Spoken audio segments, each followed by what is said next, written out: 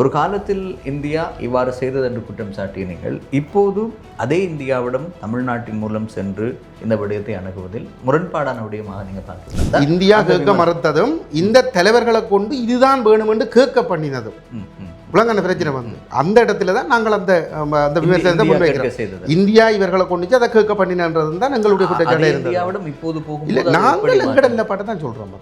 அப்போ நாங்கள் எந்த ஒரு சந்தர்ப்பத்திலும் இலங்கை அரசோடு பேசக்கூடாதுன்னு சொல்ல இல்லை, இந்தியாவோடு பேசக்கூடாதுன்னு சொல்ல இல்லை, அமெரிக்காவோடு ஐரோப்பாவோடு பேசக்கூடாதுன்னு சொல்லி நாங்கள் சொல்ல. ஸ்டாலினை சந்தித்து சில நாட்களிலே ஆட்சி மாறுகிறது, விஜயை சந்தித்திருக்கிறீர்கள். ஸ்டாலின் சந்திப்பிலே ஏதாவது ஒரு மாற்றம் நடந்ததா அந்த காலப்பகுதியில்? இல்லாவற்றில் ஏதாவது வாக்குறுதி வழங்கப்பட்டதா?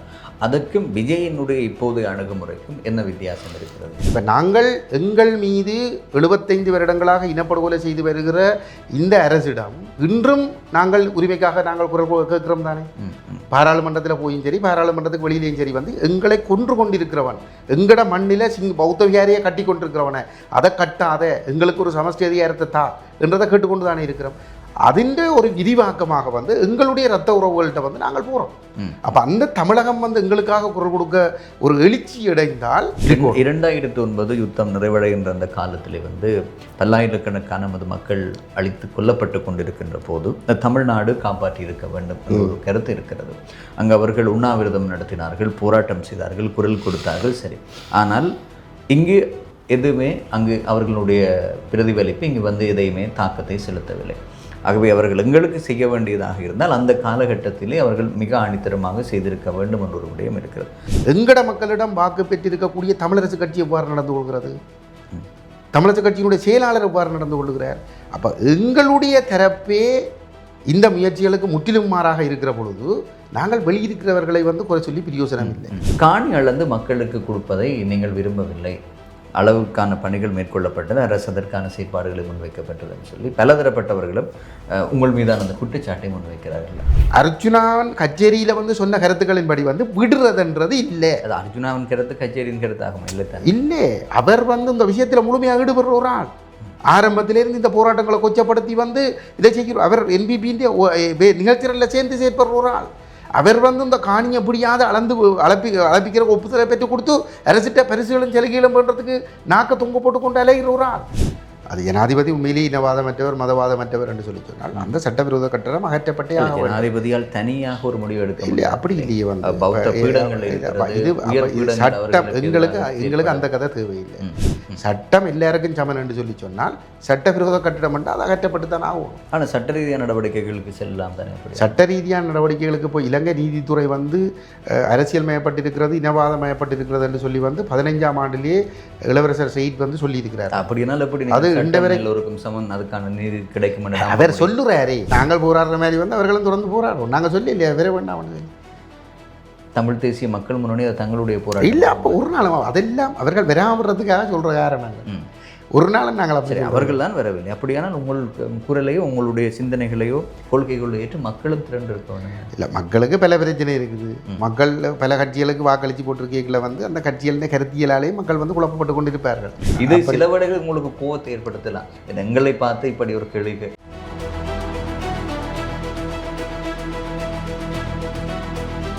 இந்நிகழ்ச்சிக்கு அனுசரணை வழங்குவோர் சுவிஸ் மண்ணிலேயும் நிதித்துறையிலோர் நேசக்கரம் திரு 50 வீட்டுக்கடன் வியாபாரக்கடன் எதுவானாலும் குறைந்த வட்டி வீதத்தில் முன்னணி வங்கிகளிடமிருந்து இலகுவாக கடன் பெற்றுத் தருவதில் 20 ஆண்டுகளுக்கு மேலான நிபுணத்துவ அனுபவம் கொண்ட நிறுவனம் திரு 50. திருப்தியான சேவைக்கு திரு 50.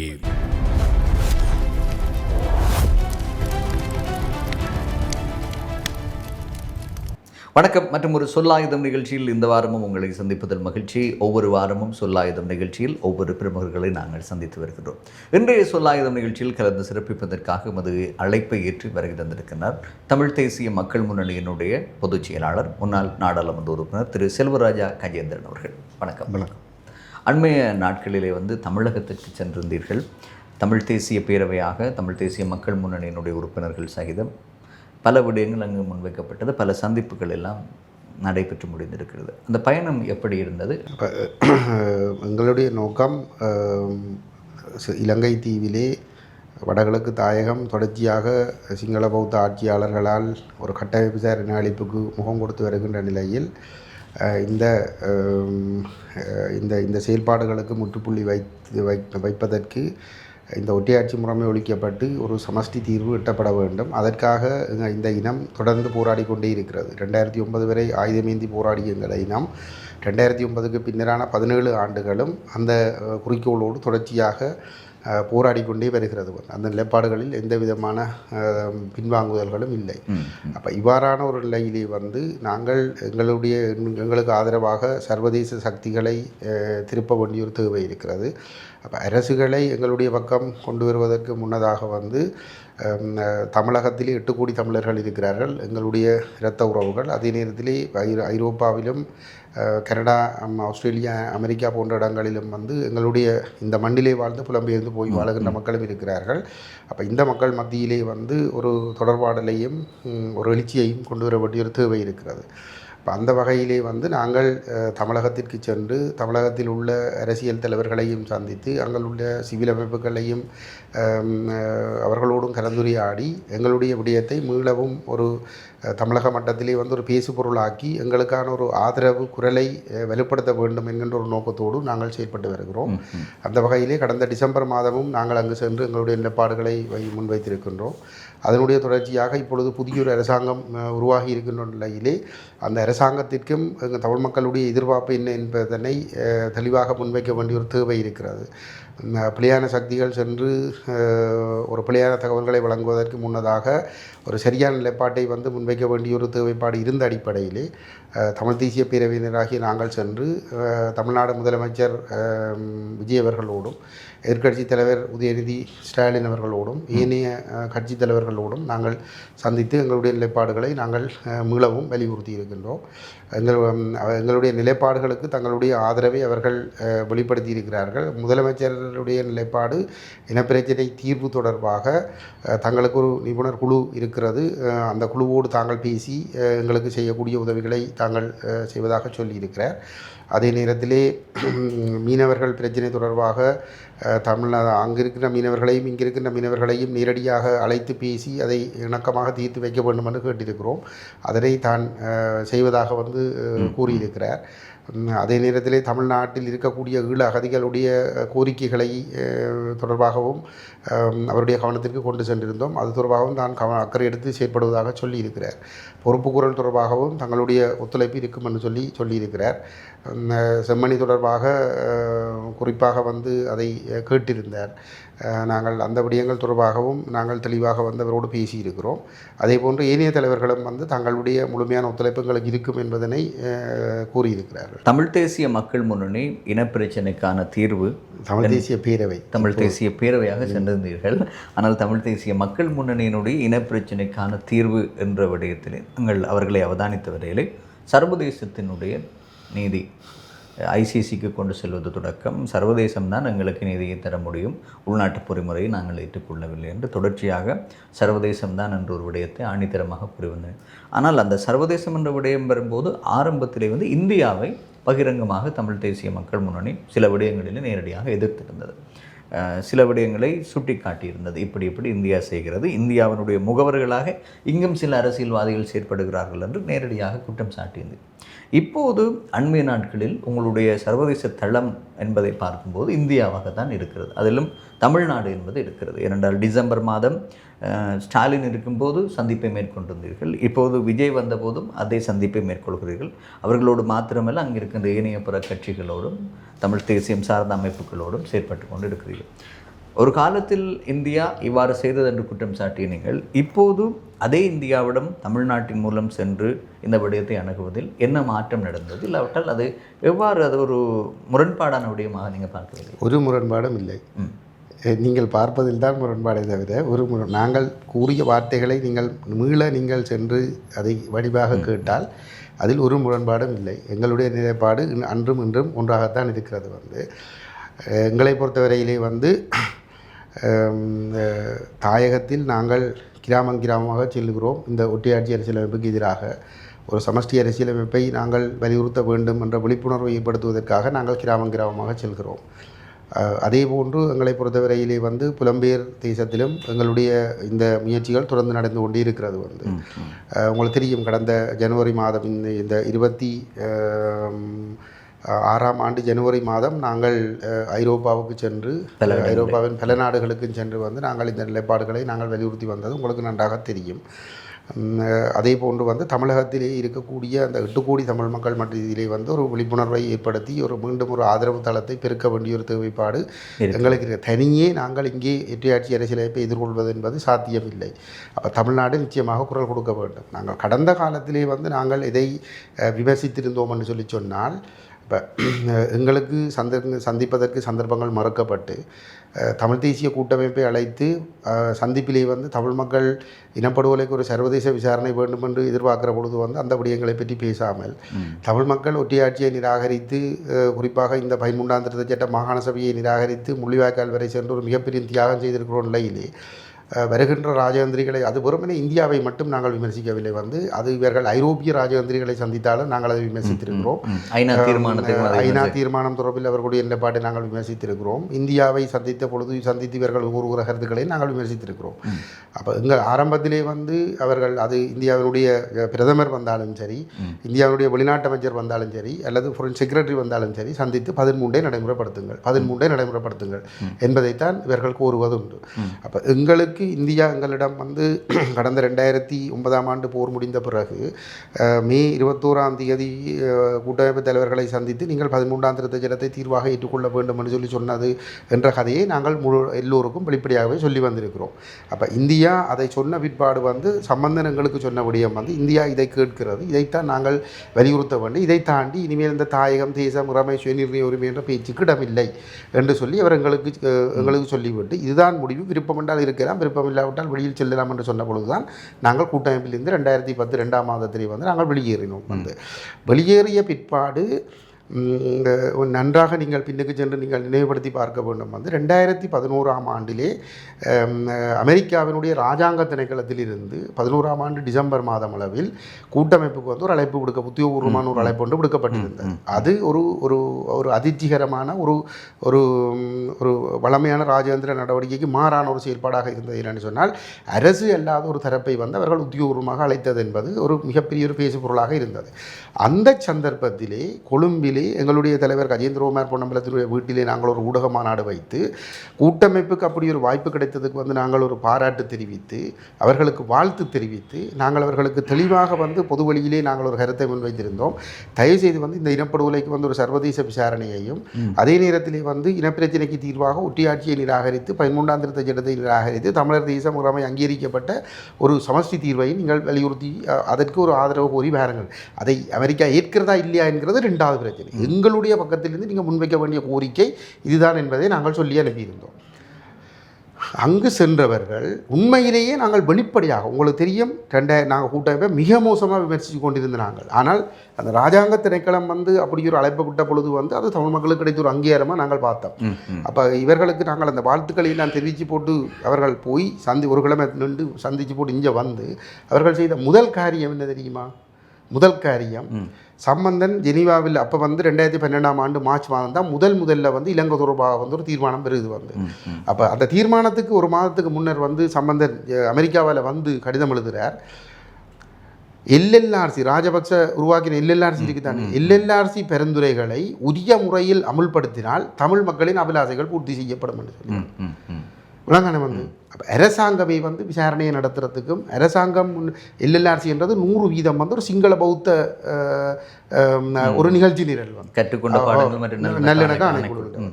அப்போ அந்த இடத்துல வந்து நாங்கள் அவர்களை சொல்கிறோம் வந்து நீங்கள் இந்த நாடுகள்கிட்ட கைக்கூலிகளாக இருக்கிறீர்கள். ஏனென்றால் அவர்கள் இந்த பொறுப்புக்கூறல் விஷயத்தை வந்து ஒரு கருவியாக பயன்படுத்தி வந்து அரசுக்கு ஒரு அழுத்தத்தை கொடுத்து தங்களுடைய நலன்களை அடைகிறதுக்கு மட்டும்தான் அவர்கள் அதை பயன்படுத்த முற்படுகிறார்கள் என்று சொல்லி நாங்கள் அதை விமர்சிக்க தொடங்குறோம். பிறகு வந்து இந்த இந்திய தலைவர்களோ அல்லது அமெரிக்க தலைவர்களோ ஐரோப்பிய தலைவர்களோ ராஜதந்திரிகளோ உயர்மட்ட ராஜதந்திரிகளோ வருகிற பொழுது ஒவ்வொரு தடவையும் கேட்கிறது வந்து 13ஆம் திருத்த சட்டத்தை நடைமுறைப்படுத்து 13ஆம் திருத்த சட்டத்தை நடைமுறைப்படுத்து உள்ளக விசாரணையில் நம்பிக்கை இருக்கு. கூட்டமைப்போடு கோவிப்பது சரி இல்லை இல்லை அவர்கள் எங்களுக்கு அந்த வாய்ப்பு மறுக்கப்பட்டு அவர் 2009 மே 21ஆம் தேதி வந்து 13 தான் உங்களுக்கு தீர்வு, அதைத்தான் நீங்கள் கேட்க வேண்டும் என்று சொல்லி போட்டு அதுக்கு பிறகு வந்து அவர்கள் வாரது இவர்கள் சந்திக்கிறது 13 கேட்கிறது என்று சொன்னால் அவே சொல்கிறது தான் இவே எங்கட மக்களின் விருப்பங்களாக வந்து வலியுறுத்துகிறார்கள் என்ற அடிப்படையில் நாங்கள் அந்த விமர்சனத்தை முன் வச்சு கொண்டு வந்தோம். அப்போ அதை நாங்கள் தொடர்ந்து செய்து கொண்டே வந்து நாங்கள் வந்து ஆனால் இப்போ ஒரு கட்டத்தில் வந்து அவர்கள் நாங்கள் அந்த கூட்டங்களில் கலந்து கொள்றதுக்கு அனுமதிக்கிறார்கள். அனுமதித்து நான் கஜேந்திரகுமார் பொன்னம்பலம் வந்து அந்த கூட்டங்களில் கலந்து கொண்டு 13 பிரயோசனம் இல்லை, இந்த நீதிமன்ற தீர்ப்புகள் 32 தீர்ப்புகள் இருக்குது, ஒற்றையாட்சிக்குள்ளே வந்து எதுவுமே பிரயோசனம் இல்லை, எங்களுக்கு ஒரு சர்வதேச விசாரணை வேணுமென்ற விஷயங்களை கதைக்கிறதுக்கு ஒரு வாய்ப்பை கொடுக்குற பொழுது வந்து நாங்கள் அவர்கள் எங்கட கருத்தை மறுதளிக்க இல்லை உலகனே அவர்கள் எங்கட கருத்தை ஏற்றுக்கொள்கிறார்கள், செவிமடுக்கிறார்கள். வந்து அதே நேரத்தில் வந்து அந்த சந்திப்பில் வந்து இந்த கூட்டமைப்பினர் வந்து அதே 13 அதே ஜெனீவா தீர்மானங்களை நடைமுறைப்படுத்தலாம் என்று கதைக்கிட்டு அதை வந்து வெளியில் நாங்கள் விமர்சிக்கிறோம். ஒரு ஒரு அது இந்திய தலைவராக இப்போ இந்தியாவினுடைய வெளிநாட்டு அமைச்சர் வந்திருக்கிற பொழுது வந்து இப்போ கஜேந்திரகுமார் பொன்னம்பலமும் இருக்கிறார், தமிழ் தேசிய கூட்டமைப்பாக்களும் இருக்கிறோம். ஆனால் அதில் வந்து எங்கட தலைவர் வந்து இந்த நிலப்பாடுகளை முன்வைக்கிறார், வந்து அவே 13ஆம் திருத்த சட்டத்தை முன்வைக்கிறோம்னு சொன்னால் அதை வந்து மக்களுக்கு சொல்கிறார். அப்போ இந்த இடத்துல வந்து இப்போ எங்களுக்கு இப்போ எங்களை முழுமையாக வெளியில் விட்டு போட்டு வந்து நீங்கள் ஒரு விஷயத்தை செய்யக்குள்ள 2 தரப்பு தான் அதில் பிரச்சனைக்குரியாக்களை இருக்கிறீர்கள் வந்து. அப்போ எங்கட தரப்பு நியாயங்களை சொல்கிறதுக்கு ஒரு வாய்ப்பு கிடைக்கிற பொழுது வந்து நாங்கள் இவர்கள் மற்ற தரப்பு வந்து 13 தான் கேட்குதுன்ற விஷயத்தை மக்களுக்கு அம்பலப்படுத்திக்க மக்கள் வந்து புரிஞ்சு கொள்ளக்கூடிய ஒரு நிலைமை ஒன்று உருவாகுது வந்து. அப்போ நாங்கள் எந்த ஒரு சந்தர்ப்பத்திலும் இலங்கை அரசோடு பேசக்கூடாதுன்னு சொல்ல இல்லை, இந்தியாவோடு பேசக்கூடாதுன்னு சொல்ல இல்லை, அமெரிக்காவோடு ஐரோப்பாவோடு பேசக்கூடாதுன்னு சொல்லி நாங்கள் சொல்ல இல்லை. நீங்கள் தாராளமாக பேசுங்கள், தமிழ் மக்களுடைய நலன் என்று பேசுங்கள்ன்றது தான் எங்களுடைய கோரிக்கையாக இருந்து வந்திருக்கிறது வந்து. அந்த அடிப்படையில் வந்து நாங்கள் இப்போ உதாரணத்துக்கு வந்து 15ஆம் ஆண்டில் 16ஆம் ஆண்டில் வந்து பிரதமர் மோடி வரைக்குள்ளே எங்கட தலைவர் கஜேந்திரகுமார் பொன்னம்பலம் சந்திக்கிறதுக்கு வந்து அந்த வாய்ப்பு கொடுக்கப்பட இல்லை. ஆனால் 2025ஆம் ஆண்டு ஏப்ரல் மாதம் 5ஆம் தேதி வந்து மோடி அவர்கள் கொழும்பு வந்த பொழுது வந்து எங்களுடைய தலைவரும் அனுமதிக்கப்படுகிறார். எங்களுடைய தலைவர் வந்து தமிழ் ஒற்றைய 13 நிராகரித்து 13 எந்த பயனும் இல்லை, அதுக்கு அந்த நீதி 32 தீர்ப்புகள் எப்படி வந்து அதை கட்டுப்படுத்தி இருக்குது, ஒற்றையாட்சிக்குள்ள சாத்தியமே இல்லை, எங்களுக்கு வந்து ஒரு சமஸ்தி தீர்வு வேணுமென்ற நிலப்பாட்டை வந்து அவர் கதைக்கிறதுக்கு வந்து அவர் கதைக்க முடிகிற வரைக்கும் அவர் அந்த அந்த அவலத்தையும் அவர் கேட்டிருக்கிறார்.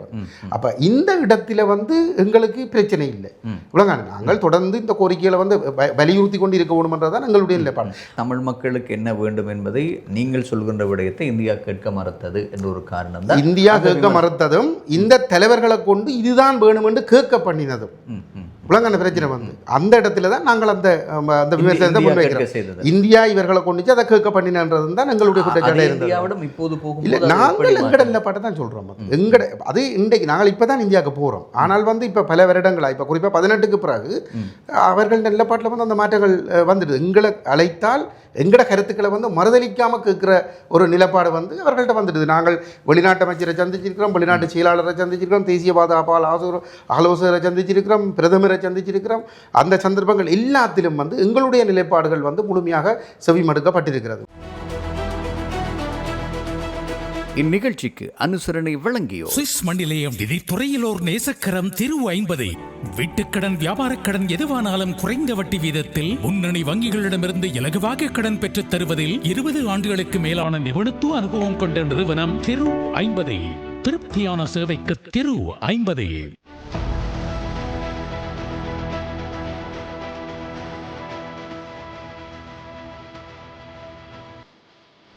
ஸ்டாலினை சந்தித்து சில நாட்களிலே ஆட்சி மாறுகிறது, விஜயை சந்தித்திருக்கிறீர்கள். ஸ்டாலின் சந்திப்பிலே ஏதாவது ஒரு மாற்றம் நடந்ததா அந்த காலப்பகுதியில்? இல்லாவற்றில் ஏதாவது வாக்குறுதி வழங்கப்பட்டதா?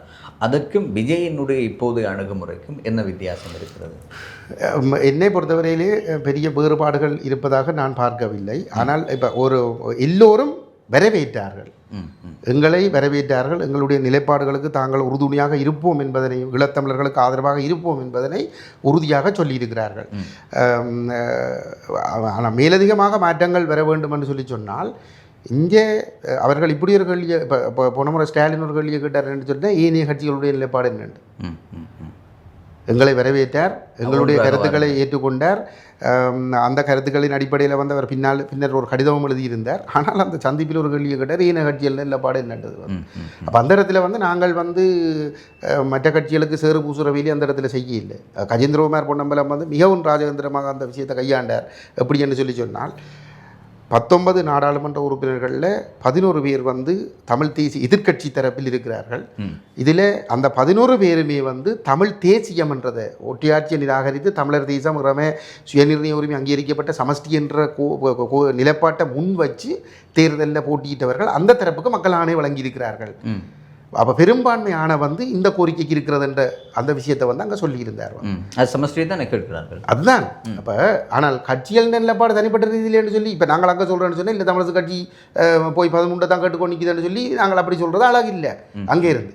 ஆனால் அவர் மிகவும் ராஜதந்திரமாக நாகரிகமாக சொன்னது 19 பேரில் வந்து 11 பேர் இந்த சமஷ்டி என்ற நிலப்பாட்டை தமிழர்களுடைய சுயநிர்ணய உரிமை அங்கீகரிக்கப்பட்ட அடிப்படையில் சமஷ்டி என்ற நிலப்பாட்டுக்குத்தான் மக்கள் வாக்களித்திருக்கிறார்கள். அப்போ ஏனைய கட்சிகள் நிலப்பாடுன்றதுக்கு பெரும்பான்மை கட்சிகளுக்கு வந்து தமிழ் மக்கள் இதுக்குத்தான் வாக்களித்திருக்கிறார்கள் என்ற விஷயத்தை சொன்னதன் மூலம் தமிழ் தேசியத்தை தான் மக்கள் வலியுறுத்தி நிற்கிறார்கள் என்ற விஷயத்தை வந்து நாங்கள் அங்கே சொன்னோம். இப்போ தமிழ்நாடு சமஷ்டி என்கின்ற விடயத்தை எங்களுக்கு தருவதாக எவ்வாறு அவர்கள் நகர முடியும்? மத்திய அரசோடு பேசி மத்திய அரசு தான் கொண்டு வந்த 13ஆம் திருத்தச் சட்டம், இலங்கை இந்திய ஒப்பந்தம் இருக்கிறது. ஆகவே மத்திய அரசு எடுக்கின்ற தீர்மானம் தான் இங்கு நடைமுறைப்படுத்தப்பட போகிறது. மத்திய அரசு தீர்மானம் எடுக்கும்போது ஏனைய சிங்கள மக்களையும் அவர்கள் அனுசரித்து போக வேண்டியபடிதான் அவர்கள் இலங்கை என்ற வகையிலே தீர்மானம் எடுக்கப்படும். அப்படியானால் சமஷ்டி என்கின்ற விடயம் எப்படி சாத்தியப்படும்? இப்போ இதில் வந்து சுலட்சணம் என்னென்னு சொல்லி சொன்னால் ஒரு விஷயத்தை நாங்கள் ஒன்றில் நாங்கள் மிக தெளிவாக இருக்கிறோம் என்னென்னா ஒட்டி ஆட்சிக்குள்ளே எங்களுக்கு வாழ்வு இல்லை. ஒட்டி ஆட்சியை நாங்கள் ஒருபோதும் ஏற்றுக்கொள்ள முடியாது, ஏற்றுக்கொள்ள போவதும் இல்லை. அப்படி இல்லைன்னு அப்போ சமஷ்டி தான். அப்படி என்றால் மற்ற சமஷ்டியை நீங்கள் தலைகீழாக நின்றாலும் அடைவதற்காக நீங்கள் போராடியே ஆக வேண்டும். அதில் இந்தியா அது எங்களை உடனடியாக ஆதரிக்க போகுதா இல்லையான்றதெல்லாம் ரெண்டாவது பிரச்சனை. இப்போ நாங்கள் எங்கள் மீது 75 வருடங்களாக இனப்படுகொலை செய்து வருகிற இந்த அரசிடம் இன்றும் நாங்கள் உரிமைக்காக நாங்கள் குரல் கேட்கிறோம் தானே. பாராளுமன்றத்தில் போயும் சரி, பாராளுமன்றத்துக்கு வெளியிலேயும் சரி வந்து எங்களை கொன்று கொண்டிருக்கிறவன், எங்கட மண்ணில் பௌத்த விகாரியை கட்டி கொண்டிருக்கிறவனை அதை கட்டாத எங்களுக்கு ஒரு சமஷ்டி அதிகாரத்தை தா என்றதை கேட்டுக்கொண்டு தானே இருக்கிறோம். அதிൻ്റെ ஒரு விரிவாக்கமாக வந்து எங்களுடைய இரத்த உறவுகள்கிட்ட வந்து நாங்கள் போகிறோம். அப்போ அந்த தமிழகம் வந்து எங்களுக்காக குரல் கொடுக்க ஒரு எழுச்சி அடைந்தால் இந்த சிங்கள தேசியவாதம் வந்து எங்களை வந்து கண்ணை மூடி கொண்டு ஒடுக்குற விஷயத்துக்கு வந்து ஏதோ ஒரு வகையான ஒரு நெருக்கடியை ஏற்படுத்தலாம் என்று நாங்கள் எதிர்பார்க்குறோம். குறைஞ்சது வந்து இந்திய அரசு ஒரு பக்கம் விடுங்கோ, தமிழ்நாடு மக்கள் அந்த இப்போ இன்றைக்கு வந்து சுலட்சன் வந்து ஒரு ஊடகவியலால் தாக்கப்படுகிற பொழுது ஒருத்தருமே அதுக்கு எதிராக கதைக்கு இல்லைன்னு சொல்லி சொன்னால் தாக்கினவன் சரி என்று தானே அர்த்தம். அப்போ கண்டிக்கிற பொழுது அந்த கண்டிக்கிறவன் தொடர்ந்து அந்த அந்த குற்றத்தை செய்கிறவன் தொடர்ந்து அதை செய்து கொண்டு இருப்பான்னு சொன்னாலும் அந்த மக்கள் மட்டத்தில் வந்து ஒரு தவறான கருத்து போக விடாமல் ஒரு சரியான ஒரு உண்மையை வந்து கொண்டு போகிறன்றது முக்கியம். அப்போ நாங்கள் ஒடுக்கப்படுகிறோம், நாங்கள் பாதிக்கப்படுகிறோம் என்ற விஷயம் அந்த மக்களுக்கு தெரிய வேணும். ஏனென்று சொன்னால் இன்றைக்கு வந்து அனுரகுமார திசாநாயக்க வந்து ஒரு பெரிய ஒரு முற்போக்கான ஒரு இடதுசாரி என்று சொல்லி வந்து தமிழகம் இந்தியாவில் வந்து ஒரு தவறான கருத்து இருக்குது. வந்து அங்கே இருக்கக்கூடிய இடதுசாரி கட்சிகள் வந்து இவரை வந்து ஒரு பெரிய ஒரு மீட்பராக வந்து அந்த மக்கள் மத்தியில் காட்டி கொண்டிருக்குது. வந்து அப்போ இவர் ஒரு கொடூரமான மிக கொடூரமான ஈவிரக்கமற்ற ஒரு இனவரை கொண்ட ஒரு நபர் என்றதை வந்து நாங்கள் அம்பலப்படுத்த வேணும். வந்து அப்படி செய்யக்களை வந்து அங்கே மாற்றங்கள் வரும். அந்த மாற்றத்தை நாங்கள் பார்த்தோம் இடதுசாரி கட்சிகள்கிட்ட. அதாவது வந்து கடந்த முறை நாங்கள் போய்க்குள்ள வந்து அவர்கள் வந்து இவர்கள் நிச்சயமே இது முன்னேற்றகரமாக செய்வார்கள் என்ற கருத்தை வந்து அவர்கள் எங்களோட பகிர்ந்து கொண்டார்கள். ஆனால் இம்முறை நாங்கள் அவர்களை சந்திக்கிற பொழுது தங்களுக்கு ஏமாற்றம் தெரியுது, எதுவும் செய்யவில்லை, ஒன்றும் செய்யவில்லை. மற்றது உங்களுக்கு எதிரான ஒடுக்குமுறைகள் வந்து நடக்கிறத பற்றி நாங்களும் பார்க்கக்கூடிய இருக்கின்ற கருத்தை வந்து அவர்களோட வாயால் சொல்லியிருந்தார்கள். சரி, தமிழ்நாட்டை கொந்தளிப்பில் வைத்திருந்து இல்லாவிட்டால் தமிழ்நாடு எங்களுக்காக குரல் கொடுத்தால் இது ஒரு வகையில் ஒரு மாற்றத்தை கொண்டு வர முடியும். அங்கே ஒரு ஜல்லிக்கட்டை போராட்டத்துக்கு எப்போது அவர்கள் எல்லோரும் ஒன்று திரண்டு அதை சாத்தியப்படுத்தினார்கள். உடனடியாக மாற்றம் பெறப்போன்னு சொல்லி நான் வரவில்லை. ஆனால் என்ன பொறுத்தவரையில் என்று சொல்லிச்சுன்னா நாங்கள் ஒட்டியாட்சி ஏற்றுக்கொள்ள தயாரில்லை, எங்களுக்கு ஒரு சமஷ்டி வேணும், அதுக்காக எதுக்காக நாங்கள் போராடுறோம், இந்த எங்களுக்காக உலகம் முழுவதும் குரல் கொடுக்க வேண்டும். இன்றைக்கு பாலஸ்தீனத்துக்காக வந்து அந்த பாலஸ்தீன மொழி தெரியாத எத்தனையோ ஐரோப்பிய நாடுகளில் போராட்டங்கள் நடக்குது. அதுபோல் ஈழத்தமிழர்களுக்காக வந்து உலகத்திலே எல்லா இனங்களும் குரல் கொடுக்க வேண்டும். இப்போ நாங்கள் தமிழ்நாட்டுக்குள்ளே போகிறோம், தமிழ்நாட்டின் உதவியோடு வந்து ஏனைய மாநிலங்களுக்குள்ள போகணும், ஏனைய நாடுகளுக்குள்ளே போகணும். எல்லாரும் வந்து எங்களுக்காக குரல் கொடுக்குற நிலைமையை வந்து நாங்கள் உருவாக்கி கொள்ளணும். எங்களை பொறுத்த போராட்டம் என்று சொல்லி சொன்னால் நாங்கள் ஓய்வில்லாமல் வந்து நட்பு சக்திகளை உருவாக்கி கொண்டே இருக்கோம். 2009 யுத்தம் நிறைவடைகின்ற அந்த காலத்திலே வந்து பல்லாயிரக்கணக்கான நமது மக்கள் அழித்து கொல்லப்பட்டு கொண்டிருக்கின்ற போது தமிழ்நாடு காப்பாற்றி இருக்க வேண்டும் என்ற ஒரு கருத்து இருக்கிறது. அங்கு அவர்கள் உண்ணாவிரதம் நடத்தினார்கள், போராட்டம் செய்தார்கள், குரல் கொடுத்தார்கள். சரி, ஆனால் இங்கு எதுவுமே அங்கு அவர்களுடைய பிரதிபலிப்பு இங்கு வந்து எதையுமே தாக்கத்தை செலுத்தவில்லை. ஆகவே அவர்கள் எங்களுக்கு செய்ய வேண்டியதாக இருந்தால் அந்த காலகட்டத்திலே அவர்கள் மிக ஆணித்தரமாக செய்திருக்க வேண்டும் என்ற ஒரு விடயம் இருக்கிறது. அந்த காலம் தவறிப்போ இன்று 16 ஆண்டுகள் நகர்ந்த பின்பு மீண்டும் தமிழகம் எங்களுக்காக ஒரு குரல் வடிவம் கொடுக்கும், இல்லாவிட்டால் அவர்கள் எங்களுக்கு நம்பிக்கையான ஒரு தீர்வை நோக்கி கொண்டு வருவார்கள் என்று எப்படி நாங்கள் நம்ப முடியும்? சுலக்ஷன், இப்போ அவர்கள் கொண்டு வருவார்கள் என்று நாங்கள் சொல்ல வரையில்லை. நான் சொல்கிறது இல்லை, நான் சொல்கிறது என்னென்னு சொல்லி சொன்னால் எங்களுக்கு வேறு வழி இல்லை. நாங்கள் சிங்கள நட்பு சக்திகளிட்டையும் போய் வந்து எங்களோட உரிமை அங்கீகரிங்கோ, எங்களோட தேசத்தில் நடக்கிற பௌத்த மயக்கமாக்கள் சிங்கள மக்களை தடுக்கிறதுக்கு நீங்கள் குரல் கொடுங்கோன்னு சொல்லி நாங்கள் கேட்க வேண்டியிருக்கிறது. அரசிட்டையும் வந்து நீங்கள் இதை செய்யாதையும் கொண்டு கேட்க வேண்டியிருக்கிறது. எங்களோட மொழி பேசுகிற தமிழக மக்கள்கிட்டையும் வந்து எங்களுக்காக குரல் கொடுங்கள்னு கேட்க வேண்டியிருக்கிறது. எங்களோட மொழி தெரியாத ஏனைய மாநிலத்தவர்கள்ட்டையும் அதை நாங்கள் கேட்க வேண்டியிருக்கிறது.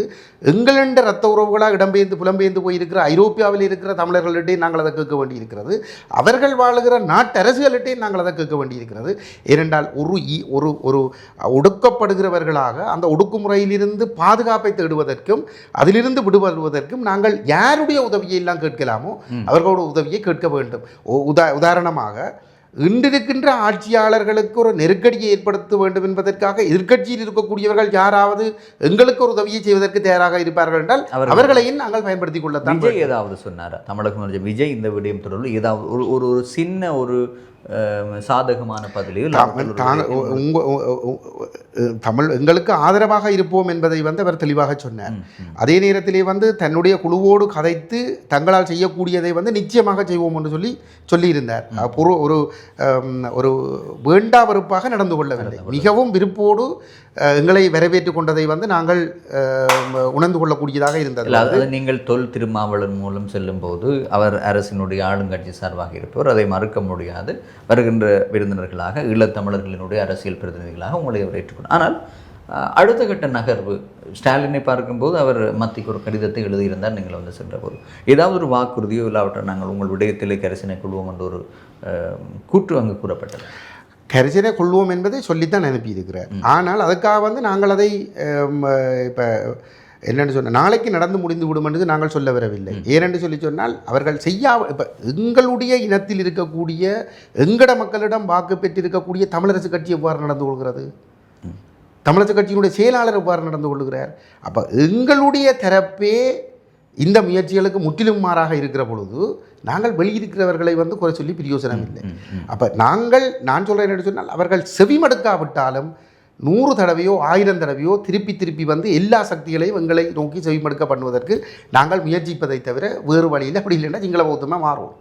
நானும் எங்களோட இயக்கமும் அதற்கு ஒரு நூலம் இடமளிக்க போவதும் இல்லை, இனமும் அதை செய்யக்கூடாது, செய்யவிட போவதில்லை. நாங்கள் போராடியே ஆக வேண்டும். போராடுவதற்கு எந்த தரப்புடனும் நாங்கள் தொடர்ச்சியாக மீள வந்து நாங்கள் அவர்களுடைய ஆதரவை தேடிக்கொண்டே இருக்க வேண்டும். தையிட்டு விடயம் தொடர்பாக தொடர்ச்சியான போராட்டம் நடைபெற்று கொண்டிருக்கிறது. அதிலே உங்கள் மீது ஒரு பாரதூரமான ஒரு குற்றச்சாட்டை முன்வைக்கிறார்கள். காணி அளந்து மக்களுக்கு கொடுப்பதை நீங்கள் விரும்பவில்லை, அளவுக்கான பணிகள் மேற்கொள்ளப்பட்டது, அரசு அதற்கான செயற்பாடுகளை முன்வைக்கப்பட்டதுன்னு சொல்லி பலதரப்பட்டவர்களும் உங்கள் மீதான அந்த குற்றச்சாட்டை முன்வைக்கிறார்கள். அது உண்மையிலே ஏன் அதை தடுத்தீர்கள்? அவ்வாறு குற்றம் சாட்டப்படுவதற்கான நோக்கம் என்ன? தடுக்கப்பட்டது என்பது பொய், அது முற்றிலும் பொய்யான ஒரு விடயம். அதை நாங்கள் அதிலே என்பிபியினுடைய இந்த ஆக்கிரமிப்பு இனவாத ஆக்கிரமிப்பை மூடி மறைத்து, இனவாத செயற்பாடுகளை மூடி மறைத்து என்பிபியிடமிருந்து சலுகை பெறுகின்றவர்கள் மாத்திரம்தான் அவ்வாறான ஒரு குற்றச்சாட்டை முன்வைக்கின்றார்கள். இல்லை, அவர் காணி கொடுத்து விட்டால் தமிழ் தேசிய மக்கள் முன்னணியுடைய அரசியல் அங்கு செய்ய முடியாமல் போய்விடும். இல்லை, காணி கொடுத்தால் வந்து எங்களுக்கு வடகிழக்கு முழுவதும் வந்து பெரும் செல்வாக்கு வளரும்.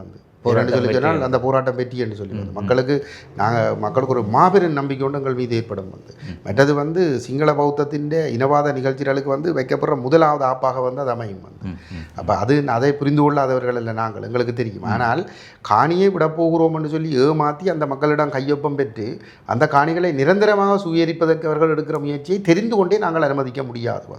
அவர்கள் அந்த அளவீட்டுக்கு செல்லுகின்ற பொழுது அந்த அளவீட்டுக்கு நிரந்தரமாக அவர்கள் சுவீகரிக்கிறார்களான்னு சொல்லி அந்த காணிகளை அளவீடு செய்வதற்காகத்தான் அந்த மக்கள் அளவீடு செய்வதற்கு எல்லைகளை காட்டுவதற்கு அன்றைய தினம் அந்த மக்கள் அங்கு சென்றார்கள்.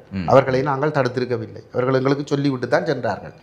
அப்போ சென்று அங்கே அவர்கள் அந்த விகாரைக்குள் செல்கிற பொழுது அவர்கள் ஒரு கைதிகளாகத்தான் சென்றார்கள். அங்கே அவர்கள் சுதந்திரமாக நடமாட முடியாது. அவர்கள் போய் போலீசார் சொல்கிற இடத்துல இருக்கலாம், அங்காலஞ்சால நடமாடி திரிய முடியாது. அப்போ அப்படிப்பட்ட ஒரு இடத்துல அதுக்குள்ளே நில அளவு திணைக்களவும் போய்விட்டது. அங்கே போய் அந்த மக்கள் யாரும் அளவிட வேண்டாம்னு சொல்லி தடுக்கலாம். அது அவர்கள்ட்ட 100% கட்டுப்பாட்டில் இருக்கிற ஒரு பகுதி உலக பிரச்சனை. அப்போ அப்படிப்பட்ட ஒரு இடத்துல அங்கே அவர்களுக்கு தேவைப்பட்டது இல்லாமல் என்னென்னு சொல்லி சொன்னால் இவர்கள் எல்லை காட்டுவதில்லை. இவர்களுக்கு தேவைப்பட்ட விஷயம், அவர்களுக்கு தேவைப்பட்ட விஷயம் எல்லைகளை காண்பிப்பதற்கு சம்மதம் தெரிவித்து ஒரு கையொப்பத்தை கொடுக்க வேண்டும். அப்போ அந்த இடத்துல அங்கே உள்ளுக்கு போன பிறகு அவர்களுக்கு இந்த கச்சேரிக்குள்ளே வேலை செய்கிறார்கள்ட்ட இருந்து அவர்களுடைய உறவினர்கள் மட்டத்திலிருந்து ஒரு தகவல் சொல்லப்பட்டிருக்கிறது. தொல்பொருள் திணைக்களமும் வந்திருக்கிறது, அவர்களும் ஒரு பிரத்யேகமான நில அளவை அணியோடு வந்திருக்கிறார்கள் என்று சொல்லுவாங்க. அப்போ இந்த மக்களுக்கு ஒரு சந்தேகம் வந்துவிட்டது என்னென்னு சொன்னால், எதற்காக எங்களுக்கு காணி தருவதற்காக தான் சொன்னீர்கள், அப்படின்னா தொல்பொருள் திணைக்களம் ஏன் இங்கே வந்தது? தொல்பொருள் திணைக்களத்தின் பட்டியலில் எங்கேயுமே அந்த இடம் இல்லை. அப்படி அது ஒரு தனித்துவமான ஒரு நில அளவை அணியை ஏன் கொண்டு வந்தது என்று சொல்லுவாங்க. அப்போ அவர்கள் எங்களோடு தொடர்பு கொண்டு கேட்டார்கள். அப்போ எங்களோட தலைவர் எங்களோட சட்டத்தரணிகளோட கதைச்சு அதுக்குரிய ஆலோசனைகளை வழங்குறதுக்குரிய அறிவுறுத்தலை சொல்லியிருந்தார். அப்போ அதன்படி நாங்கள் அவர்களுக்கு சொன்னது என்னென்னு சொன்னால், எங்களோட சட்டத்தரணிகளின் ஆலோசனையோட சொன்ன விடயம் என்னென்னு சொல்லி சொன்னால், நீங்கள் அளவீட்டுக்கு ஒத்துழையுங்கள், அதற்கு முன்னதாக உங்களை அளவீட்டுக்கு வருமாறு அழைப்பு கொடுத்தது யார்? பிரதேச செயலாளர். அவர் வெள்ளை பேப்பரில் கடிதம் எழுதி அனுப்பினாரா? இல்லை. பிரதேச செயலகத்தினுடைய கடித தலைப்பில் கடிதத்தை எழுதி கையொப்பமிட்டு ரப்பர் முத்திரையட்டி அனுப்பியிருக்கிறார். அப்போ அதே பிரதேச செயலாளரிடம் நீங்கள் கேளுங்கள், இந்த காணிகள் அளவீடு செய்து மீளவும் எங்களிடம் கையளிக்கப்படும் அந்த நோக்கத்திற்காக இந்த அளவீட்டு நடவடிக்கைக்கு எல்லைகளை காண்பிக்குமாறு கேட்டு ஒரு கடிதத்தை தர சொல்லி கேளுங்கன்னு சொல்லி ஒவ்வொருத்தருக்கும் முகவரியிட்டு தந்தது போல் ஒவ்வொருத்தருக்கும் முகவரியிட்டு தர சொல்லி கேட்டது. அப்போ அந்த இடத்துல அரசாங்க அதிபரும் வேறு சிலரும் சொல்லியிருக்கிறோம் என்னென்னு சொன்னால், இதில் பல திணைக்களங்கள் இருக்குது. அரசாங்க அதிபர் நிற்கிறார், பிரதேச செயலாளர் நிற்கிறார், கொழும்பிலேருந்து வந்த அவர் நிற்கிறார், இவர் நிற்கிறார், எல்லாரும் நிற்கிறோம். அப்போ 7 துறைசார் திணைக்களம் சார்ந்தவர்கள் இருக்கிறோம். 7 பேரும் சேர்ந்து நாங்கள் ஒரு சாம்பாரை ஒரு கையொப்பம் மட்டும் தரலாம்னு சொல்லுவோம். அப்படின்னு சொன்னால் அதில் பொறுப்பு கூறல் யார்? அப்போ மக்களுக்கு நாங்கள் ஒரு சரியான வழிகாட்டலை செய்ததை வைக்க பிடிக்கல. இந்த மக்களை ஸ்ரீபானந்த ராஜாவும் சேர்ந்து இந்த மக்களை ஏமாற்றி அந்த கையொப்பத்தை பெற்று அந்த சுயரிக்கிற வேலைக்கு எடுத்த முயற்சியை நாங்கள் சொன்னது உங்களுக்கு காணி கொடுக்கத்தான், மக்களுக்கு காணி கொடுக்கத்தான் நீங்கள் வந்தீங்கள் என்றால் ஏன் அந்த பிரதேச செயலாளர்? அப்போ மக்கள் இப்படியும் கேட்டவர்கள் அவர்கள்ட்ட, நீங்கள் 7 பேரும் சேர்ந்து சரிதானே 6 பேரும் சேர்ந்து பிரதேச செயலாளருக்கு எழுதி கொடுங்கோ, நீங்கள் இந்த கடிதத்தை கொடுக்க சொல்லி உங்களோட கடிதத்தை வச்சு கொண்டு பிரதேச செயலாளர் எங்களுக்கு கடிதத்தை திரட்டும், நாங்கள் எல்லையை காட்டுறோம்னு சொல்லி அது அளக்கிறது கையொப்பம்ன்றது எல்லாமே சொல்லி அதை என்ன வைக்க செய்ய முடியல. உங்களுக்கு பிரச்சனை நீடிக்குது, இதை வச்சுக்கொண்டு தமிழ் தேசிய மக்கள் முன்னணி அரசியல் செய்யுது, இனக்குறவத்தை வளர்க்குதுன்னு சொன்னால் அதை முண்டியை கொண்டு வரதுக்கு உங்களுக்கு ஒரு கடிதம் கொடுக்கத்தானே அளக்குறீர்கள் என்று சொல்கிறீர்கள். அப்போ அந்த கடிதத்தை கொடுக்குறதில்ல உங்களுக்கு என்னப்பா பிரச்சனை? என்ன பிரச்சனை? ஏன் உங்களுக்கு அதை குடிக்கல கிடக்குது? அப்போ உங்களோட முகம் அம்பலப்பட்ட உடனே அதை மூடி மறைக்கிறதுக்கு அரசாங்கத்தில் தொங்கி கொண்டு பதவியே இல்லை தொங்க விரும்புகிற ஆக்களும் சேர்ந்து அந்த எங்கள் மீது பழிக்க போடுகிறார்கள். அரசியல் என்றது மக்களின் விடுதலைக்கான, மக்களின் பாதுகாப்புக்கானது. நாங்கள் எங்கட நலனுக்காக அல்லது போராட்டத்தை கொண்டு நடத்துறது சும்மா வேலை இல்லை. பருவம்னு சொல்லிச்சுன்னா எங்கே ரெண்டாலும் சேருவோம். வேறு 4 பேர் நிற்கிறது நம்ம இந்த தேசத்துரோகிகள் செய்கிற விமர்சனங்கள்ன்றது ஒரு பக்கம், அது ஒரு கடுமையான ஒரு மன உளைச்சலான விஷயம். அது எல்லாத்தையும் கடந்து எங்களுக்கு போராட்டம் முடிஞ்சு எங்களுக்கு சுவோம்.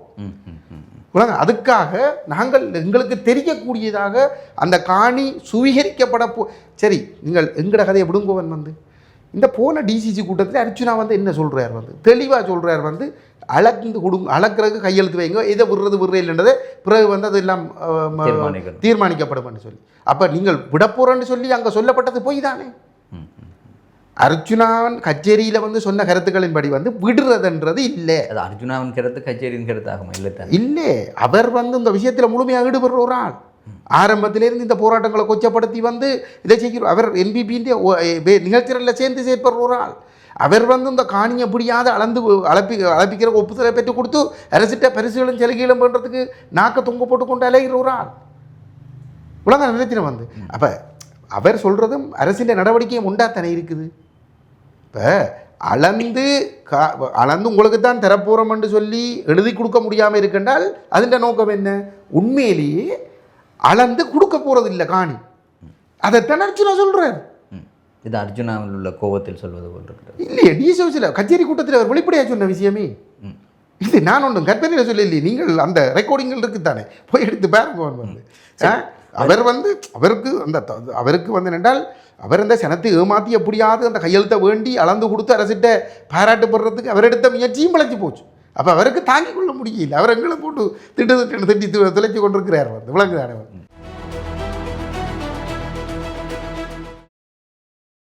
சுவிஸ் மண்ணிலே விதி துறையிலோர் நேசக்கரம் திரு 50 வீட்டுக்கடன் வியாபாரக்கடன் எதுவானாலும் குறைந்த வட்டி வீதத்தில் முன்னணி வங்கிகளிடமிருந்து இலகுவாக கடன் பெற்றுத் தருவதில் 20 ஆண்டுகளுக்கு மேலான நிபுணத்துவ அனுபவம் கொண்ட நிறுவனம் திரு 50. திருப்தியான சேவைக்கு திரு 50.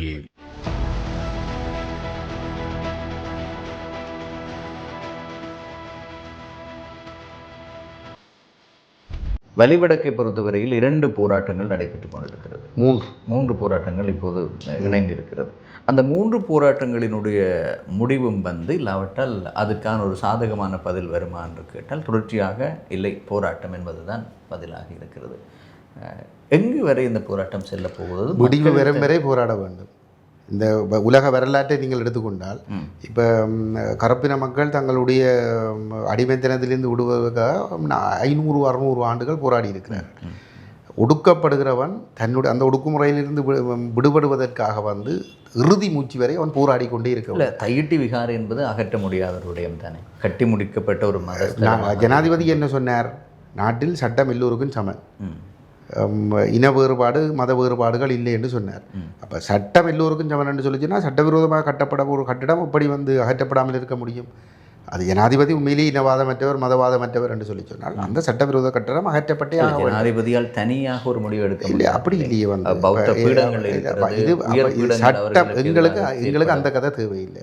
நாங்கள் சர்வதேச சமூகத்தையும் வந்து இதுக்குள்ளே சம்மந்தப்படுத்தி கொண்டு தான் இருக்கிறோம். வந்து எங்களை பொறுத்தவரையில் வந்து இன்றைக்கு ஐரோப்பிய ஒன்றியம் நிதியுதவி செய்கிற பொழுது அல்லது IMF நிதியுதவி செய்கிற பொழுது வந்து இந்த இனவாதம் மதவாதம் இல்லாத செயல்பாடுகள் உறுதிப்படுத்தப்படும் என்றதை சொல்லித்தான் வந்து அவர்கள் அந்த உதவியை செய்து கொண்டிருக்கிறார்கள். வந்து அப்போ அந்த இடங்களில் வந்து நாங்கள் வந்து இந்த நிலப்பாடுகளில் உறுதியாக இருந்தால் அது பொருளாதாரத்திலே பாதாளத்தில் விழுந்து போயிருக்கிற ஒரு இடத்துல வந்து இவர்களை ஒரு இடத்துல அடிபணிய வைக்க முடியும். ஆனால் துரதிர்ஷ்டம் என்னென்னு சொன்னால் இன்றைக்கு வடக்கு கிழக்கில் இருக்க 19 MP மேரில் தனியொரு கஜேந்திரகுமார் பொன்னம்பலம் மட்டும்தான் வந்து இந்த விஷயத்துக்கு ஒரு கட்சி தலைவராக வந்து அவர் மட்டும்தான் இந்த விஷயத்தை கதைக்கிறார். வந்து ஏனி அனைவரும் வந்து அவருக்கு பக்கபலமாக தான் இருக்கிறார்கள்.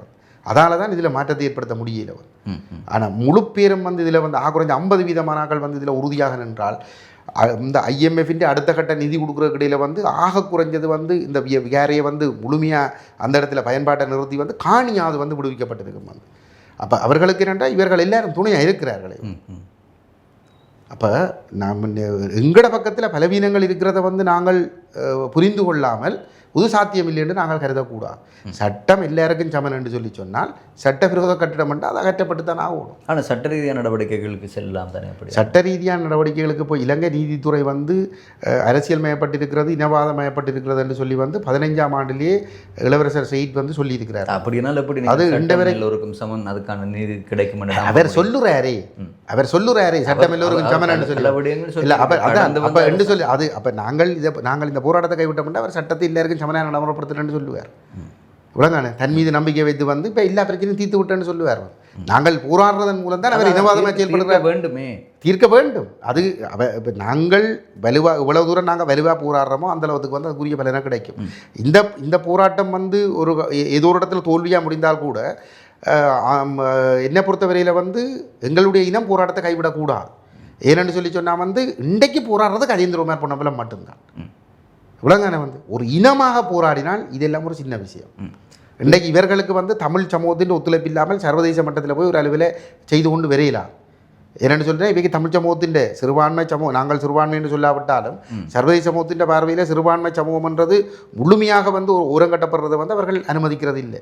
அவர்கள் எங்களுக்கு இனப்பிரச்சனை தீர்வுடையத்தில் மட்டும் நாங்கள் விரும்புகிறதை வந்து அவர்கள் செய்ய தயாராக இல்லையே தவிர, ஆனால் மனித உரிமைகள் என்ற கோணத்தில் வந்து அவர்களுடைய அழுத்தத்தால் தான் இன்று வரைக்கும் வந்து இப்படியாவது நிலைமை இருக்குது. இல்லைன்னு சொன்ன இந்தளவு காணிகளும் விடுவிக்கப்பட்டது அல்லது 12,000 போராளிகள் போர் முடியங்களில் வந்து புனர்வாழ்வுக்கு போனவர்கள் என்று சொன்னால் அந்த 12,000 பேரும் விடுவிக்கப்பட்டது வந்து சிங்கள தரப்பின் நல்லெண்ணத்தால் இல்லை, முழுக்க முழுக்க சர்வதேச சமூகத்தின் அழுத்தத்தால் தான். இவ்வளவு காணிகளை ஆக்கிரமித்து வச்சிருந்தவர் இவ்வளவு காணிகளும் விடுவிக்கப்பட்டது முழுக்க முழுக்க சர்வதேச சமூகத்தின் அழுத்தத்தால் நடந்த விஷயங்கள். அப்போ இன்றைக்கு இந்த சித்திரவதையில் வந்து ஒரு கணிசமான அளவுக்கு வந்து குறைஞ்சிருக்குன்னு சொல்லி சொன்னால் அது சர்வதேச சமூகத்தின் அழுத்தத்தால் நடந்த விஷயங்கள் தான். அப்போ நாங்கள் வந்து அப்போ இதுக்குள்ள தமிழ் தரப்பு வந்து அவற்றை அரசு பக்கம் நிற்கிது, உலக பிரச்சனை வந்து அப்போ அந்த நிலைமை வந்து மாறணும். இதை மக்கள் விளங்கி கொள்ளணும். இல்லை, தையிட்டி போராட்டமாக இருக்கலாம், ஏனைய சில போராட்டங்களாக இருக்கலாம். அங்கு வந்து எல்லா மக்களையும் அங்கு வரவழைக்க முடியாமல் இருக்கிறது, எல்லோரையும் வந்து திரட்ட முடியாமல் இருக்கு. ஒரு போராட்டம் அது எங்கட பலவீனம் தான், அதை நான் ஏற்றுக்கொள்கிறேன். ஒரு போராட்டம் என்பது வந்து எல்லோரும் திரள வேண்டும். இல்லை வந்து கேப்பாப்பிளவில் ஒரு போராட்டம், அதே போன்று ஏனைய இடங்களில் சில போராட்டங்கள் வெற்றி பெற்ற சம்பவங்கள் எல்லாம் இருக்கிறது. அதை அரசு பின்வாங்கின விடயமில்லை. இப்போதும் நீங்கள் கூட இந்த காணி அளவீடு தொடர்பாக அங்கு மக்களோடு மக்களாக இணைந்து அதற்கான எதிர்ப்பு போராட்டம் செய்யும்போது காணி அளவீடு செய்யாமல் அவர்கள் திரும்பி செல்கிறார்கள். அவ்வாறான ஒரு எதிர்ப்பு போராட்டம் அங்கு வலுப்பெறுகிறது. அதே போல் இந்த தையிட்டி போராட்டம் இது ஒவ்வொரு பௌர்ணமிக்கும் செய்வது மாத்திரமாகத்தான் இருக்கிறது. ஏன் அங்கு ஒரு திரட்சியை உருவாக்கி இளைஞர்களை ஒன்றுபடுத்தி ஒரு அகிம்சை முறையான ஒரு போராட்டத்தை மேற்கொண்டு இந்த தீர்வை நாங்கள் பெற்றுக்கொள்ள முடியாமல் இருக்கிறது? அதுக்கு பல்வேறுபட்ட மக்களுடைய பொருளாதார நெருக்கடிகள், பல்வேறுபட்ட சூழல் நெருக்கடிகள் இருக்கிறது. அது எங்களுடைய ஒரு பலவீனம் தான், அதை நான் ஏற்றுக்கொள்கிறேன். அந்த பலவீனங்கள் நிவர்த்தி செய்யப்படும் என்று சொன்னால் இந்த போராட்டம் வெற்றி பெறும். அதை நிவர்த்தி செய்வதற்கு என்ன வழி? அது எல்லாரும் கூட்டு சேர வேணும். அதில் அங்குதான் எங்களிடம் தொடர்ந்து ஒரு பிரிவினை இருக்கிறது இல்லையா? இல்லை, அது அவர்கள் நிகழ்ச்சிகளின் அடிப்படையில் வந்து ஐக்கிய ராஜ்யம் ஏற்றுக்கொண்டவர்கள் எப்படி வந்து எங்களை ஆதரிக்க போகிறார்கள்? ஐக்கிய ராஜ்யவை விரைவு செய்தவர்கள் வந்து எப்படி வந்து இந்த விகாரியாகிட்ட சொல்ல நீங்கள் சொல்வது தமிழரசு கட்சி. ஐக்கிய ராஜ்யவை ஆதரித்தவர்களுக்கு அது பொருந்தும். இல்லை, தமிழரசு கட்சியில் உள்ள பாராளுமன்ற உறுப்பினர்கள் ஒத்துழைப்பதற்கு தயாராக இருக்கிறார்கள். ஆனால் தமிழரசு கட்சி தலைமைத்துவம் அதுக்கு தயாராக இல்லை. அன்றைக்கு கச்சேரி கூட்டத்தில் வந்து இவ்வளோ பிரச்சனை நடக்குது. சிவிகே சிவஞானம் தமிழரசு கட்சியின் தலைவர் சிலை போல இருக்கிறார். இல்லை, அந்த உங்களுடைய தையிட்டி போராட்டத்திற்கு ஆரம்பத்திலேயே தமிழரசு கட்சி வருகை தந்தது. அங்கஜன் ராமநாதன் அப்போது நாடாளுமன்ற உறுப்பினராக இருக்கும்போது வருகை தந்தார். மாவை சீனாதிராஜ் வருகிறார், சித்தார்த்தன் வருகை தந்தார். பலரும் அந்த போராட்டத்தினுடைய ஆரம்பத்தில் ஒரு திரட்சியை உருவாக்கும் போது எல்லோருமே வருகை தந்திருந்தார்கள். அப்படியானால் அவர்கள் ஏன் அங்கே வந்தார்? அது அவை தான் கேட்கும், ஏன் விரையில்லைன்னு சொல்லி. அது ஏன் விரையில்லை, தொடர்ந்து விரோடும். அங்கு தான் தொடர்ந்து நாங்கள் போராடுற மாதிரி வந்து அவர்களும் தொடர்ந்து போராடுவோம். நாங்கள் சொல்லி இல்லையா விரை வேண்டாம்னு சொல்லி. தமிழ் தேசிய மக்கள் முன்னணி அது தங்களுடைய போராட்டம் இல்லை. அப்போ ஒரு நாள் அதெல்லாம் அவர்கள் வராமறதுக்காக சொல்கிற காரணங்கள். ஒரு நாளும் நாங்கள் அப்படி அவர்கள் தான் வரவில்லை. அப்படியானால் உங்கள் குரலையோ உங்களுடைய சிந்தனைகளையோ கொள்கைகளோ ஏற்று மக்களும் திரண்டு இருக்க வேண்டும். இல்லை, மக்களுக்கு பல பிரச்சனை இருக்குது. மக்கள் பல கட்சிகளுக்கு வாக்களித்து போட்டிருக்கீங்கள வந்து அந்த கட்சிகளின் கருத்தியலாலேயே மக்கள் வந்து குழப்பப்பட்டு கொண்டு இருப்பார்கள். கட்சிகள் பிரிஞ்சு நிற்கிது. கடந்த காலத்தில் வந்து கட்சியில் பின்னால் போய் அழிஞ்சு போனோம்ன்ற ஒரு கருத்து இருக்குதானே. அப்போ ஒரு மக்கள் வந்து ஒரு விரக்திக்குள்ளே இருக்கிறார்கள் வந்து. அப்போ அப்படிப்பட்ட ஒரு இடத்துல வந்து மக்களை வந்து திரட்டி கொண்டு வரன்றதுல ஒரு சவால் இருக்குது. நாங்கள் அதில் இன்னும் வெற்றி பெற முடியாமல் இருக்குது. நீங்கள் சொன்ன இந்த மக்களினுடைய விரக்தி வந்து தேர்தலிலே ஒரு முடிவை தெரிந்திருந்தது. அந்த மக்கள் விரக்தியிலிருந்து மீண்டு வருவதற்கு இப்போது நீங்கள் என்ன செய்கிறீர்கள்? நீங்கள் என்று நான் உங்களை மாத்திரம் கேட்கவில்லை.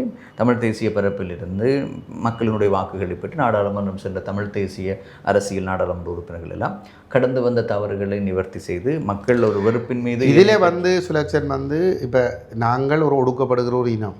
சரி, அந்த ஒடுக்கப்படுகிற இனம் என்ற அடிப்படையில் வந்து அரசு வந்து எங்களுக்கு எதையுமே செய்கிறதுக்கு தயாராக இல்லை. இப்போ நான் எந்த ஒரு அரசுக்கு எதிராக இருக்கக்கூடிய எந்த ஒரு நாடாளுமன்ற உறுப்பினர்கிட்டையும் வந்து நாங்கள் இவர்கள் என்ன செய்தார்கள் என்றதை வந்து நாங்கள் ஒரு நாளும் கேட்டதில்லை, சம்பந்தன்கிட்ட கூட கேட்டதில்லை. ஆனால் நாங்கள் அவர்களை விமர்சிக்கிற விஷயம் இந்த அரசினுடைய ஒடுக்குமுறை நிகழ்ச்சிகளுக்கு ஒத்துழைத்ததுக்கு தான் நாங்கள் விமர்சித்திருக்கிறோம். அப்போ அதில் வந்து நாங்கள் சர்வதேச விசாரணை என்று சொல்லி போட்டு போய் வந்து உலக விசாரணைக்கு ஒத்துழைச்சது, இராணுவத்துக்கு வெள்ளி அடித்தது, சமஷ்டி என்று சொல்லி போட்டு போய் ஒட்டியாட்சிக்கு ஆதரவு தெரிவித்தது, இது இந்த விஷயங்கள். மற்ற போராட்டம் என்றது வந்து நாங்கள் எங்கட நிலப்பாட்டில் நின்று எங்கட கோரிக்கைகளுக்கு நேர்மையாக வந்து செயல்படுறதுன்றது தான் மக்களுக்கு நாங்கள் செய்யக்கூடிய விடுதலை போராட்டம் என்றது அதைத்தான் செய்தது. வந்து இயக்கத்துக்கு ஒரு ஆயுத பலம் இருந்தபடியாக ஒரு கட்டுப்பாட்டு பிரதேசம் இருந்தது. இயக்கம் எல்லா சந்தர்ப்பங்களிலும் வந்து தன் கட்டுப்பாட்டு பிரதேசத்துக்குள்ளே மக்களுக்கு வந்து ஒரு நல்ல நீதி பரிபாலனத்தை கொடுத்தது, மக்களுக்கு ஒரு நல்ல வாழ்வு உருவாகிறதுக்கான எல்லா சூழலையும் உருவாக்கினது. அப்போ நாங்கள் ஒரு ஆயுதமேந்தாத ஒரு சிறப்பாக இருக்கிற பொழுது வந்து எங்களுக்கென்று ஒரு கட்டுப்பாட்டு பிரதேசம் இல்லாமல் இருக்கிற பொழுது வந்து நாங்கள் அந்த மக்களுக்கு நேர்மையாக அந்த மக்களுக்கு நடக்கிற நீதிகளுக்கு எதிராக குரல் கொடுக்கணும், அரசு செய்கிற அட்டூழியங்களுக்கு எதிராக குரல் கொடுக்கணும். அதை செய்கிறது கஜேந்திரகுமார் பொன்னம்பலம் மட்டும்தானே வந்து இன்றைக்கும் கஜேந்திரகுமார் பொன்னம்பலம் மட்டும்தானே அதை செய்கிறது வந்து உலகானே வந்து. அப்போ இன்றைகளில் வந்து 19 பேரில் வந்து அந்த பெர்சன்டேஜ் அடிப்படையில் பார்த்தால் வந்து ஒரு கஜேந்திரகுமார் செய்கிற விஷயங்களை வச்சு கொண்டு வந்து நம்பிக்கையை கட்டி எழுப்புறது வந்து ஒரு மிகப்பெரிய சவாலான ஒரு விஷயம். ஆனால் இருந்தாலும் நாங்கள் அந்த நம்பிக்கையோடு நாங்கள் பயணிக்கிறோம். மாற்றம் பெறும் ஒரு நாள் மக்கள் அந்த தலைமுத்துவத்தை சரியாக இனங்கண்டு பின்னால் வருவாங்க. இங்கு தேவையான முக்கியமான விடயம் ஒற்றுமை. ஒன்றாக எல்லோருமே வந்து வடகிழக்கில் இருக்கின்ற தமிழ் கட்சிகள் எல்லாமே வந்து ஒன்றாக பயணிக்க வேண்டும் என்பதுதான் முக்கியமான விடயம்.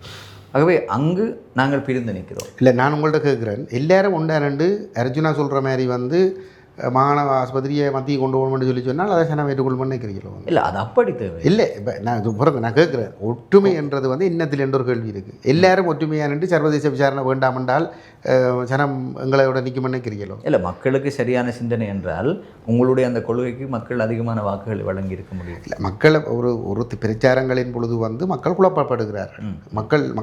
மக்கள் வந்து தங்களோட நாளாந்தம் வந்து 1000 சூரியோடு திரிகிறவர்கள். அந்த மக்களுக்கு கருத்துக்களை கொண்டு சொல்கிறதுக்கு எங்கள்கிட்ட வந்து ஊடக வழி இல்லை. அந்த ஊடகங்கள் வந்து எங்களுடைய கருத்துக்களை கொண்டு போகிறதும் இல்லை. அப்படின்னு சொல்லிக்கல வந்து மக்கள் பணபலத்தை வச்சு கொண்டு வந்து மக்களுக்கு கருத்தை கொண்டு சேர்க்கிறவர்கள்ட கருத்தால் வந்து மக்கள் குழப்பப்படுகிறார். தேசிய மக்கள் சக்தி பக்கம் மக்கள் திசை திரும்பி செல்கிறார்கள் என்றால் அந்த வாக்குகளை கூட தேசிய மக்கள் இப்போ இப்படித்தானே வந்து தேசிய மக்கள் சக்திக்கு ஒரு மிகப்பெரும் ஊடக பலம் இருக்குது. அவர்கள் ஒரு இடதுசாரி கட்சி, ஒரு வறுமையான கட்சி மாதிரி அவர்கள் தேர்தலில் சில அவர்களோட பிரச்சாரங்கள் இருந்தது வந்து ராஜபக்சேக்களை விடவும் வந்து செல்வந்தர்கள் போல தான் அவர்களோட பிரச்சாரங்கள் எல்லாமே இருந்தது வந்து. அதிலேயும் வந்து அதில் வந்து மக்கள் வந்து அவர்கள்ட்ட பக்கம் போகணுன்னு சொல்கிறதுக்கு இல்லை. டக்ளஸோடும் அங்கஜனோடு நின்றவர்கள் மட்டும் அவர்களோட போயிருக்கிறார்கள். ஏனைய மக்கள் வந்து இவர்களுக்கு பின்னால் போனதாக வந்து சொல்ல முடியாது. இது நாங்கள் சொல்கின்ற இல்லை, அப்படி இல்லை சுலக்ஷன், அப்படி இல்லை. நீங்கள் சரியான ஆய்வுகளை நீங்கள் செய்ய சரியான புள்ளி விவரம், சரியான தேர்தல் விடயங்களை நாங்கள் பார்க்கும்போது யாழ் மாவட்டத்தினுடைய நாடாளுமன்ற உறுப்பினர்களாக இருந்த வாக்குகளை பார்க்கும்போது யார் இப்போது இருப்பது? கஜேந்திரகுமார் பொன்னம்பலமும் ஸ்ரீதரனும் தான் இருக்கிறார். அவர்களுக்கு ஒரு போனஸ் ஆசனம் சென்று இருக்கிறது. அதே வாக்குகளை நாங்கள் பார்க்கும்போது கடந்த முறையிலே வந்து எங்களிடம் எத்தனை பேர் இருந்தோம்?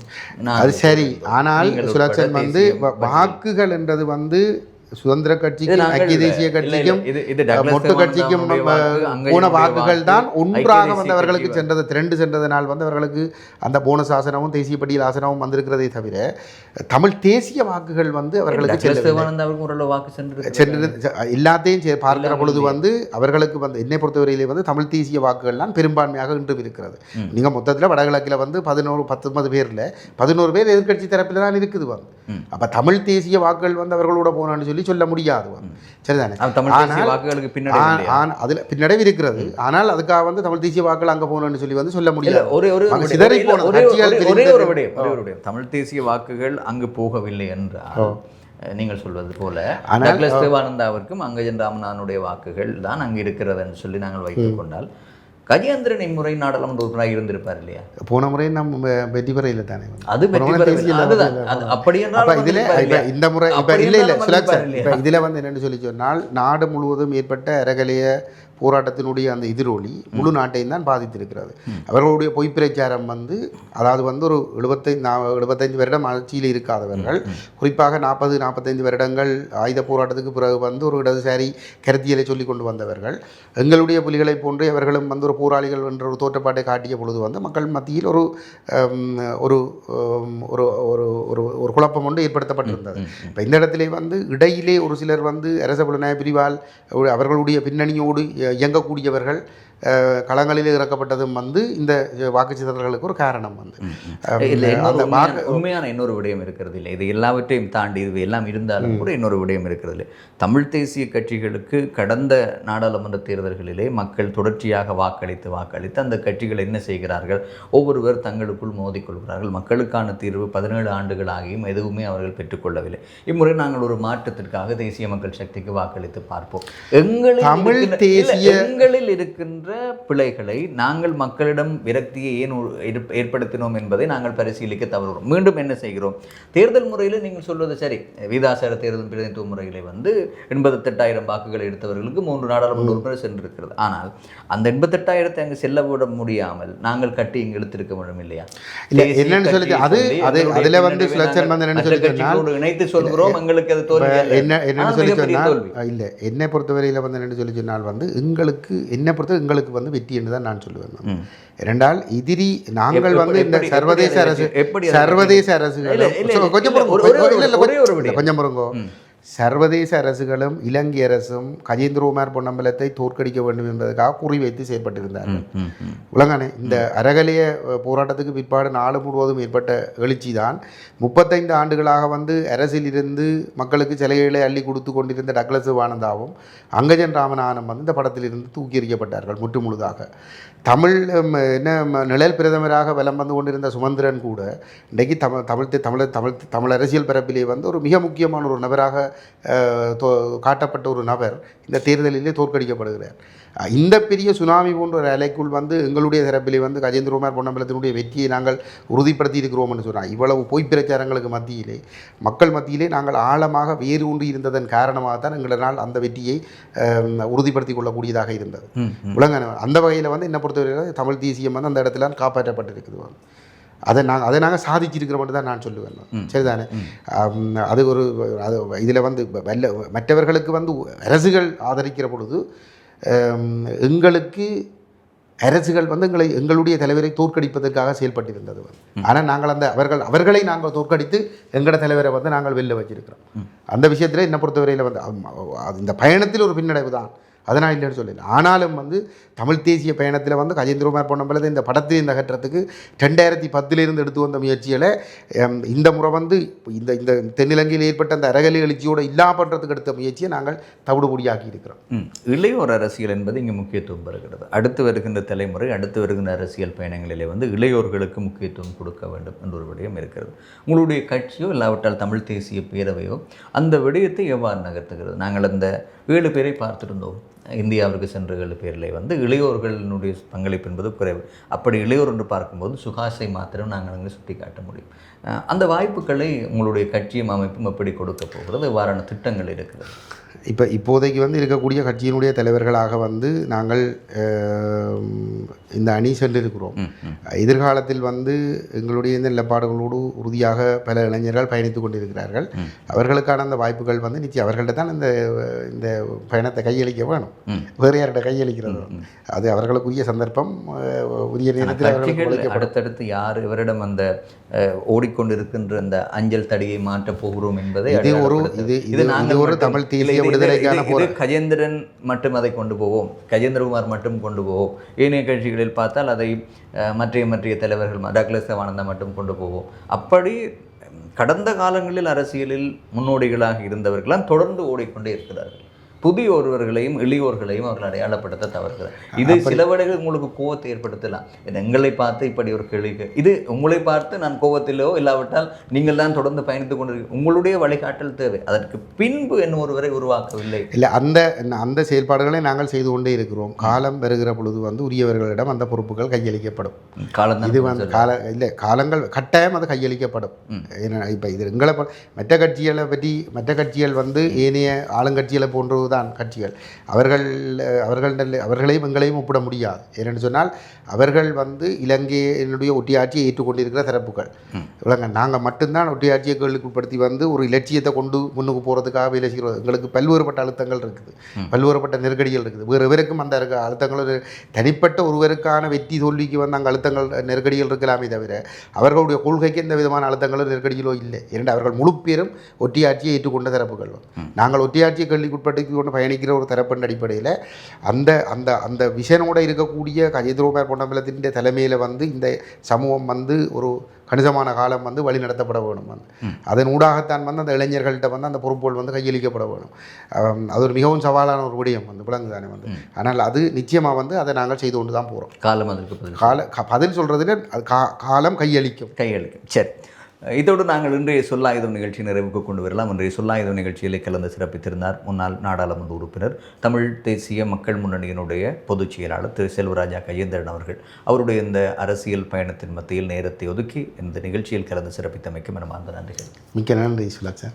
மீண்டும் எதிர்வரும் ஞாயிற்றுக்கிழமை மற்றும் ஒரு பிரமுகரோடு உங்கள் அனைவரையும் சந்திக்கலாம். சொல்லாயுதம், இது வார்த்தையே ஆயுதம்.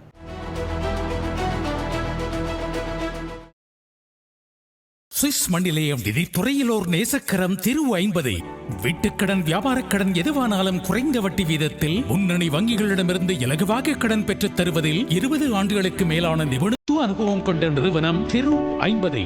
திருப்தியான சேவைக்கு திரு 50.